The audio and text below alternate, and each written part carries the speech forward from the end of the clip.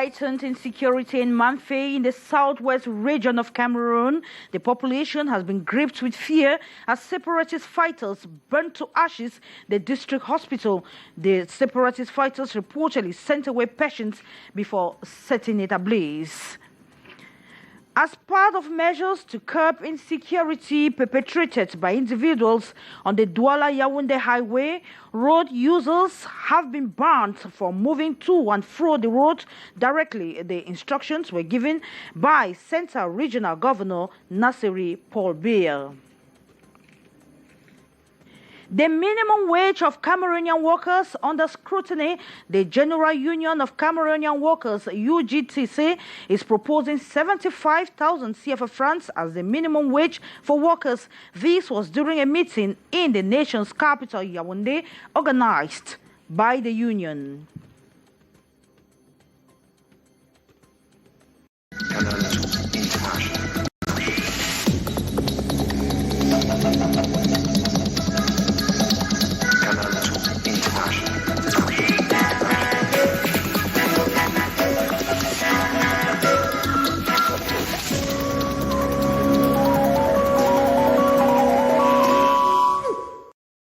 We begin with this story from Manfei in the southwest region of Cameroon.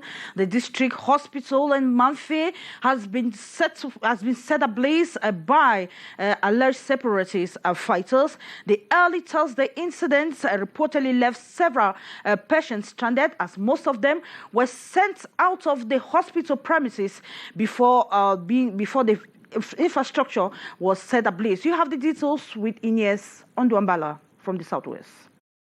Voici les ruines de l'hôpital de district de Manfei dans le département de la Magnou, région du sud-ouest Cameroun. Un violent incendie vient de ravager plusieurs bâtiments de...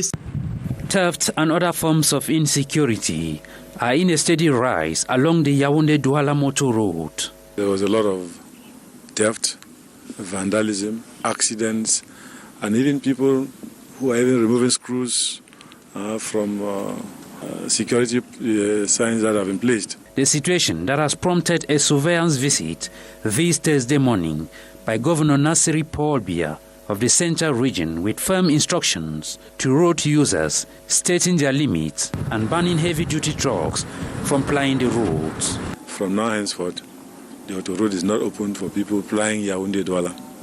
Secondly, the auto road or the motorway will be blocked at PK 59, where we are going to do some other arrangements for the other subdivisions which don't have access to be arranged and then block the auto road completely. Heavy duty vehicles don't ply the auto road, the motorway. And we want to say that for now, henceforth, only small vehicles will have access right up to the 59 kilometers from here. Inhabitants of villages along the road equally urged to exercise civic behaviors towards the workers and keep the motor road jealously. That was a story, or rather a story from Haisencha, from the nation's capital, Yaoundé, on the ban on the Yaoundé-Douala highway. Then let's talk about these incidents in Fumban, in the non-division of the west region of Cameroon. About 30 shops at the Fumban Central Market have been ravaged by wildfire. The incident occurred last night, and it is suspected the fire was provoked by a short circuit. The population tells us, or victims says, they have lost thousands or millions of francs CFA as a result of the fire incident. We shall be coming back to that incident in our subsequent newscast, just as the incidents in Manfei, where alleged separatist fighters have set ablaze the district hospital, leaving several patients stranded. Then let's talk about the purchasing power of Cameroonians, where the General Union of Cameroonian Workers are currently scrutinizing the minimum wage of Cameroonian workers in Cameroon. They are preoccupied with the wages and are making proposal. At the moment, they have suggested 75,000 CFA francs as the minimum wage for workers in Cameroon. That was during a meeting in the nation's capital, Yaoundé. The details with Beatrice Ngamo. The guaranteed interprofessional minimum wage since 2014 is at 36,270 francs in Cameroon. 8 years later, the question of raising the wage arises again, especially as a decent living goes with having a salary that satisfies that. The focus of the exchange organized by the General Union of Cameroon Workers this June the 9th in Yaoundé. The minimum wage should thus take into consideration the living wage to enable a person who works to go to work and to live from his work. The context of Cameroon today, where the prices from basic commodities and other necessities are on a constant rise, but workers' income remains static. Le cycle de production ne peut pas se faire sans employés, donc sans salaire. Workers' Union want a salary increase in order to preserve their purchasing power. His proposal is an increase to 75,000 to enable the employee increase output. If productivity improves, the enterprise that will benefit from service work. Once the quality of work is upgraded, business booms and the rate of profitability increases. Other suggestion is for the actors to try to use the pull method, heavy wage, dragging the lower wage up, a French method. For the time being, UGTC does not have any rate or ideas, but after this exchange, that they will put up the thoughts of all together. Ideas of professors, administration, anti-corruption actor, trade unionists and others put together as proposals ahead of the National Consultative Workers Commission next June the 16th by the Minister of Labour and Social Security for a presentable minimum wage for Cameroonian workers. Let's talk about archives. The 21st century age of digital abundance is seen as a threat to archivists who face enormous challenges in the discharge of their duties. Cameroonians, as well as companies, have been told to use or prioritize archives as means of preserving growth and the rapid development in most societies. This was during a meeting today in Douala in preparations for the International Day of Archives coming up on June 24. The details with Morindi. Our problems are first that of budget, because all administrations, they hardly think about archives. So when they are budgeting, they don't budget archives. There's that of infrastructure.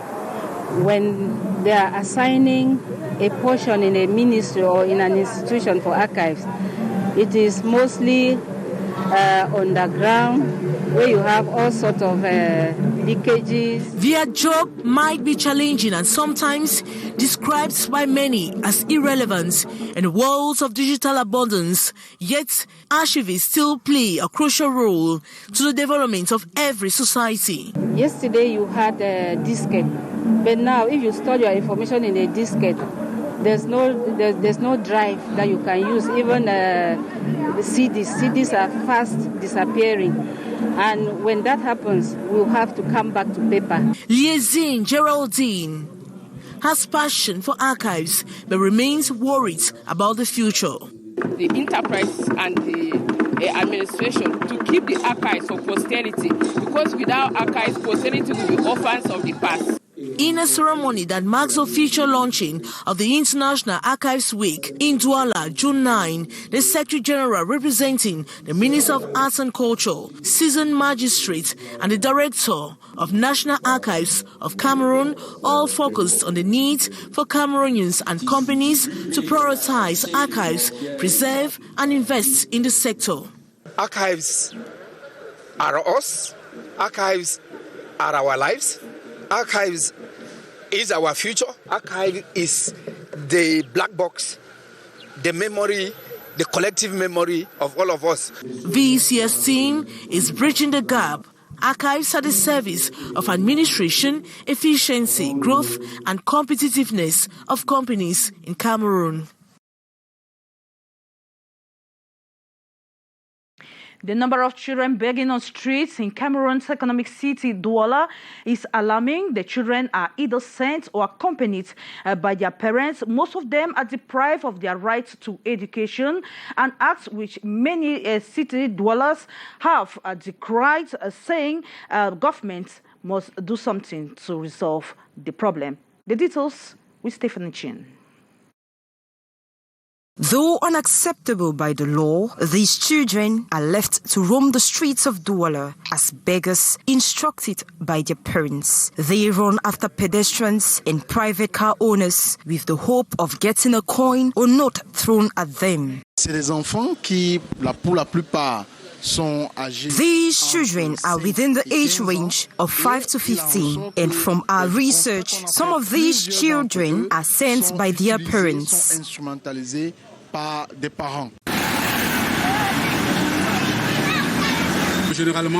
Generally, they are either children from single parents, orphans, or those with both parents. There are times they come begging whenever we are passing by. So, if I have 5 francs, 10 francs, or even 1,000 francs, I give them. At a shade in the street, this mother who is visually impaired waits patiently with the hope that her children will return with some money realized from begging. These women shy away from the camera. The children move around barefoot, a repulsive smell, clothed with dusty clothes, all day exposed to unnecessary danger and noise. Deprived of their right to education, the streets have become their learning arena. It will be important for the government to apply measures which will permit these children to stay in the right track. And if these children are from families faced with violence, the government should take them to social welfare. A discomfort for these children faced with child labor as they strive to feed themselves and their family, uncertain of their future. Let's talk about diversity in Africa. We have over 80 delegates that are currently meeting in Accra, Ghana, in a workshop to discuss about the conservation projects carried out in the biodiversity-rich Guinean forest of West Africa. Canal's Regina Lekatandak is taking part in the high-level discussions and gives us the following report. Despite supporting impressive levels of biodiversity and ranked among the world's foremost regions for mammalian diversity, the Guinean forest of West Africa biodiversity hotspot is under siege. Guinean forest of West Africa biodiversity hotspot is one of the 36 hotspots for biodiversity that is recognized worldwide. And these hotspots altogether represent only 2.4% of the world's emerged surface, but they concentrate 40% of all the biodiversity. So, and this biodiversity, which is basically species of plants and animal, nature in general, are really under siege in these biodiversity hotspots. There's a lot of pressure on the resources, on the coastal resources, on the wetland resources, on the forest resources. A rapidly growing demographic, combined with poverty and lack of education, is fueling illegal activities within the forest. To turn the tide, the Critical Ecosystem Partnership has been funding civil society organizations who have been engaged in conservation work, what has witnessed major milestones. The Guinean Forest Hotspot is one of the 25 hotspots where the Critical Ecosystem Partnership has been investing in the past 21 years. We have made available as grants $277 million to over 2,500 civil society organizations. There also have been tremendous work from the organization to actually help the private sector getting involved into biodiversity conservation. by improving their own practices to decrease their impact on biodiversity, but also to help fund some activities by providing higher prices when they purchase non-timber forest products, and this money can then go to the communities for them to keep manage the forest. At the final assessment workshop in Accra, Ghana, grantees, mentees, and funders had the opportunity to assess themselves. And the idea is to assess ourselves. How far have we come, and how far can we go together? So networking has been a very, very important pillar, because when you network, you bring strengths together. Some are focusing on species conservation. A unique opportunity to demonstrate with concerted effort conservation is possible. Here, they're giving lots of money for conservation work to be done. And these amazing organizations are taking those money and done some amazing conservation work with it, which we'll be hearing more in the coming days. And it's very inspiring from a conservation point of view to know that, things can be done, to feel optimistic, to know that changes can come when people are empowered and given the resources to do so. It is a belief of the Critical Ecosystem Partnership that there is still much work to be done, reason for a possible comeback after this phase. We can't, leave, immediately. Hopefully, we'll catalyze additional resources in order to come back, and continue supporting civil society organizations, because there's still a lot of work to be done. For 3 days, June 6 to 9, 2022, the civil society organizations will also be engaging with journalists for effective engagement and communication. It is with that environmental report that we wrap up this edition of the Primetime Newscast in the English language on Canal of the International. The French edition will be yours at 7:50 with Aimé Katsi Mokuri.